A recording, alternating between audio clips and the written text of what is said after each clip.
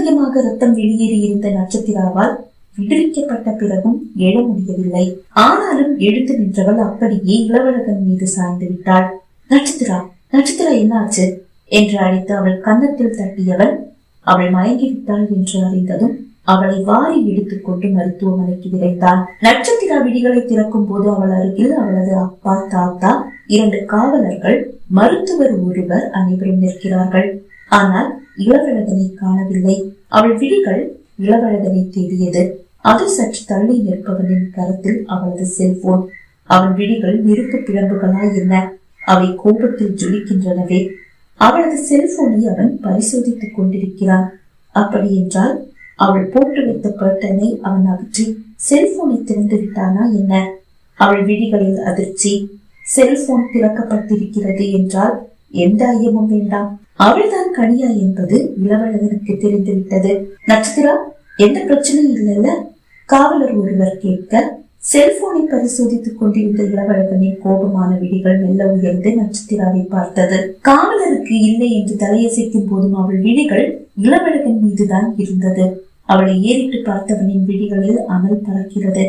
காவலர்கள் இளவழகனின் அருகில் வந்தனர். சார், அவசரம் எதுவும் வேண்டாம். ஒரு 2 நாள் கழிச்சு பொறுமையா உங்க மனைவியை கூட்டிட்டு ஸ்டேஷன் வாங்க. காவலர் ஒருவர் கூற, ஓகே சார், நான் கூட்டிட்டு வரேன். இளவழகன் கூற அவர்கள் சென்று விட்டனர். அவளது அப்பாவும் தாத்தாவும் அவளிடம் ஏதேதோ கேட்கிறார்கள். அதற்கு பதில் கூறும் போது இடையிடையே இளவழகன் மீது அவள் விழிகள் தாவியது. இளவழகன் நின்ற இடத்திலிருந்து ஆடவும் இல்லை, அசையவும் இல்லை. ஆனால் அவன் விழிகளில் இப்போதும் அனல் பறக்கிறது. அது அவளை சுட்டெரித்து விடும் போல் அவளுக்கு தோன்றியது. நட்சத்திராவோடு அனைவரும் வீடு வந்து சேரும் போது இரவு 10:30 ஆகிவிட்டது. அவளது அப்பா விடை பெறும் போது 11 மணி. நட்சத்திரா தான் கனியா என்பது இளவழகனுக்கு புரிந்தாலும் அவன் அதை தாத்தாவிடம் இன்னும் கூறவில்லை.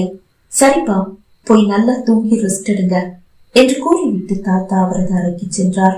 நட்சத்திராவின் செல்போன் இப்போதும் இளவழகனின் கைகளில் பத்திரம்.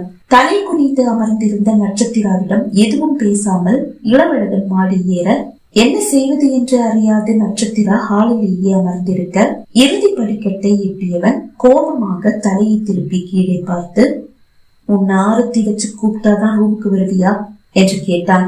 அப்போதும் அவளால் நிமிர்ந்து அவனை பார்க்க முடியவில்லை.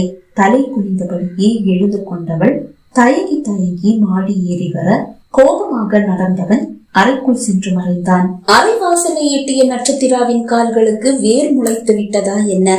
அவை தரையோடு ஒட்டி கொண்டு எழ மறுக்கிறது. அவள் அப்படியே அங்கேயே நின்றாள்.